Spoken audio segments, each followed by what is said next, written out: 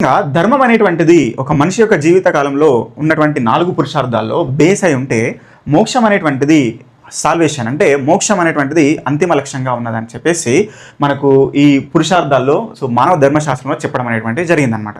కాబట్టి ఇక్కడ అసలు ఈ మోక్షం అంటే ఏంటిది దాని గురించి ఇక్కడ బ్రీఫ్గా చూస్తే దీనికి సంబంధించి ఒక రిఫరెన్స్తో నేను ఎక్స్ప్లెయిన్ చేస్తాను. చూడండి, భగవద్గీతలో కృష్ణుడు చెప్పినటువంటి అక్షర పరబ్రహ్మ యోగం అంటే 8వ అధ్యాయంలో 15వ శ్లోకంలో చెప్పారు కృష్ణ పరమాత్మ ఏమనంటే మాముపేప్య పునర్జన్మ దుఃఖాలయం అశాశ్వతం నాప్నువంతి మహాత్మానం సంసిద్ధం పరమాంగతిం అని చెప్పేసి అన్నారు. అంటే ఏంటి అంటే అర్జునుడితో కృష్ణుడు అంటున్నారు, అర్జున ఈ లోకము అసత్యము, అనిత్యము, దుఃఖము, అదేవిధంగా అశాశ్వతమని ఎప్పుడైతే మనుషులు తెలుసుకుంటారో వారు మరి ఇక్కడ దుఃఖం కానిది ఏంటిది, నిత్యమైనది ఏంటిది, సత్యమైనది ఏంటిది, శాశ్వతమైనది ఏంటిది అనే దాని గురించి వెతకడం స్టార్ట్ చేస్తారు.